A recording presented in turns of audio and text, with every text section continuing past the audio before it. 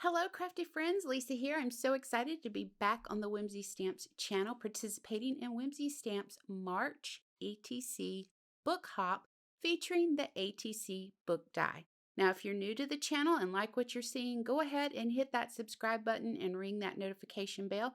And for those of you who are returning subscribers, welcome back.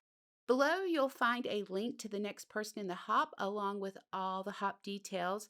Now, leaving a comment at every stop and subscribing is required to be entered into the drawing for the $100 gift certificate sponsored by Whimsy Stamps. So I want this video to be more about the techniques that I used to create the box rather than going into a lot of details about this die set.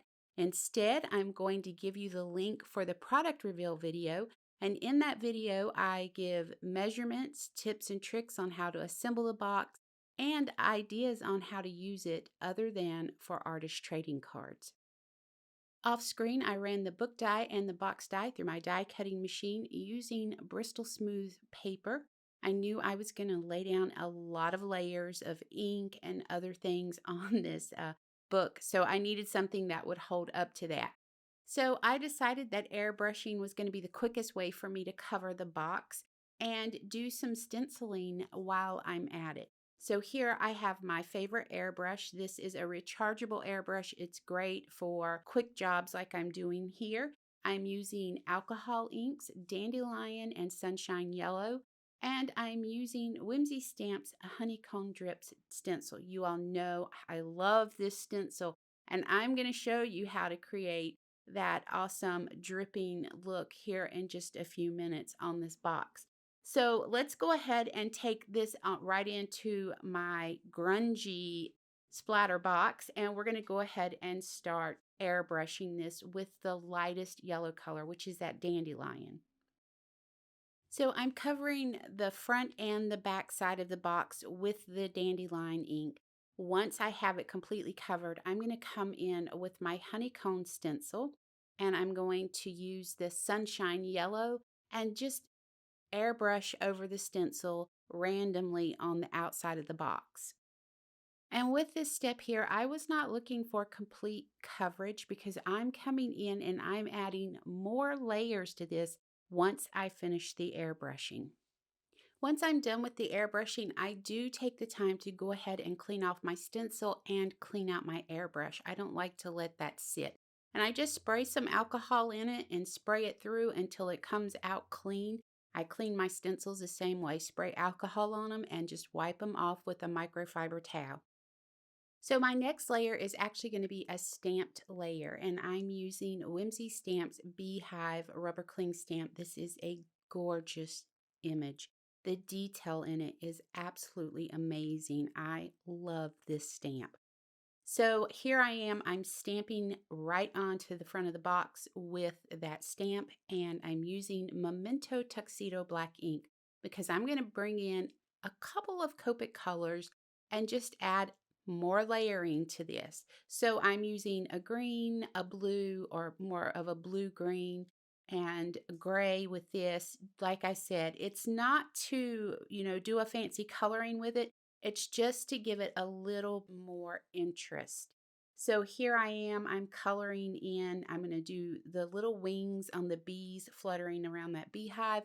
I'm going to come in with a yellow-green color and color the leaves that are on the flowers around the bottom of the beehive. And then a little bit of gray to this just to add some shadows on that beehive. So now that I'm done coloring, I'm going to go ahead and bring in my favorite VersaFine Onyx Black ink to stamp this one more time. And it's just going to bring out all those details and really make that beehive pop off the front of the book. I do want to point out that VersaFine is a pigment ink. So you want to give this a little bit of dry time because that ink is layered on top of your paper. It's not soaking into it. So just allow yourself some dry time with that ink so you don't have any accidents or smear anything. It's very frustrating to get through so far in your project and then something go wrong that you cannot fix. And I feel like the ink smearing on this would be something that would not be that easy to fix. So I'm going to try something new with this video. We're doing a split screen here. And the reason that I'm going to a split screen is I want an overview and I want a side view for the technique that I'm going to be showing you. And that's doing the dripping honey stencil technique. When you're doing this technique, the side view really gives you a good view of how I go about achieving the look of that drip. This is the same technique I use with the chocolate drip with this stencil as well. So from the top view, you can see how I'm working from right to left across the paper, but that side view gives you the technique. So you notice I'm not working in a circular motion. I'm actually pushing my brush down onto the stencil and then straight forward off of the stencil and the paper. And that's the key to creating that dripping look with dimension, is that you're working in a straightforward motion. You're going down, moving forward, and then pulling the brush up. And you're going to repeat that over and over and over, building this color. So if you're working with white cardstock, you can use 2 to 3 different shades of ink. I'm using Memento dye inks. I feel like they give you the best results with this technique dye inks do. It doesn't matter if it's Memento or another brand of dye inks. I just feel like for this, you need a dye ink. It just seems to work better. And I'm using peanut brittle. If you were using white cardstock, I would recommend peanut brittle, dandelion, and probably cantaloupe inks. So here you can see when you're pushing down and keeping that brush straight and then pulling it away, it gives you highs and lows. The stencil is so amazing for doing that for you. I'm not doing anything special. I am just simply pushing the brush down, straight forward and up, and letting the stencil do the work for me. And the stencil is creating that look where there's some areas darker than others, and that's what's going to give you the realistic look of dripping honey. So I thought this view here would be the best way to show you how I go about achieving that dripping chocolate look, the dripping honey look. You could use this for icing. You could do just about anything you wanted dripping with this, and it would be a lot of fun. Now that you've seen how I go about doing this, once I get the drip down, I do go across the top of the page like you see me doing here, and I just ink blend slightly down into that. And what I'm showing you here is when I ink blend on the edge of the paper, I don't hold my brush flat. I lay it on an angle and I lightly hit that edge, and that keeps me from blending too far down into my honey drip, because you don't want to go too far down into that area. It's going to just completely take away the whole illusion of dripping honey on this project, right? I'm going to move my stencil over and finish off the rest, but the process is the same. I just find a great place to repeat that pattern, pick up right where I left off to finish off the book.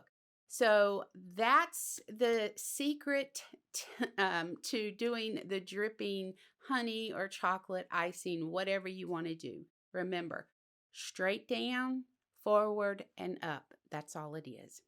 Real quick, I want to give you a close-up of the finished stenciling technique. I love the way this turned out. I just think it's absolutely gorgeous. Now, I actually did a couple of boxes like this, and on this one, I did just the ink blending because I wanted you to see that technique. But on the other boxes, I actually just did heat embossing with gold for that honey drip. It doesn't have that same effect, and I like this so much more because of that dimensional look you get with the ink blending technique. Now I'm going to go ahead and bring in another layer by doing more stenciling over the box again with the honeycomb pattern from that stencil. And I'm using the same inks, the peanut brittle, cantaloupe, and the dandelion from the Memento inks. Once I have the ink blending done over the stencil, I'm going to lay my stencil flat on my mat, and I'm going to spritz it with alcohol. and then lay a piece of paper over it and pick the ink up. And when you see the pattern, it picks the pattern up from the stencil. And I decided I'm going to set this aside and I'm going to let it dry. And then I'm going to use it for my box. And I'm going to show you that here in just a second. I decided that I wanted to give the box an extra little special touch. So this is me redoing the box to go inside the book. So again, just coming back in with that stencil and the same inks going over the box before I put it together. I'm going to take one of the bees from the Whimsy Stamps Bee-itiful rubber cling stamp set and stamp inside the box with VersaFine Onyx Black ink. The bee inside the box adds such a beautiful touch. I absolutely love all of these elements coming together for this box.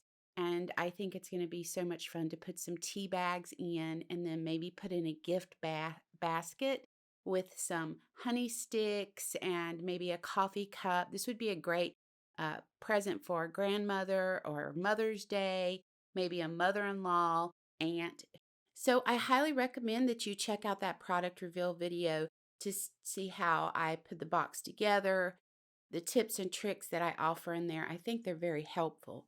Now, here on the screen, you can see I've done some die cutting. I did layers of the scallop tag. I did some layers with the slender label for the spine of the book and also the button. I cut the little scallop tag. I used a sheet of craft cardstock and did one layer. And then for the label for the spine of the book and the button, I used gold foil cardstock. We're going to go ahead and layer all of these up using my Bearly Art Glue. And then we're going to add a little bit of hemp twine to our button. I think it brings in a really nice organic touch to this. And then I want to show you some magnetic buttons that you can use to actually close your book up. So I want to go ahead and correct myself. These are not really buttons, but more of a small closure or clasp for closing up projects like I'm doing here. So they're very thin. They have double-sided adhesive on one side of each of the pieces, and you'll get a positive and a negative magnet. So you use these, and then when the recipient receives this, they're not trying to tug and pull on paper, figuring out how do I get this open. It's just like a simple little clasp that opens and closes easily. Now, I love these for so many different projects. I'm going to have them linked below for you, and you'll be able to pick them up. So here's 3 versions of the box. I'm going to tell you right up front, once you start making them, they become pretty addictive. And each time I made one, I thought, oh, well, I could do this differently. And I would think, I'm going to do another box. So they are kind of addictive once you start making them. I actually had a great time because I used techniques and did things that I don't normally do. So it took me out of my comfort zone and made me stretch my crafty skills a little bit. So here you can see there's close-up of the boxes.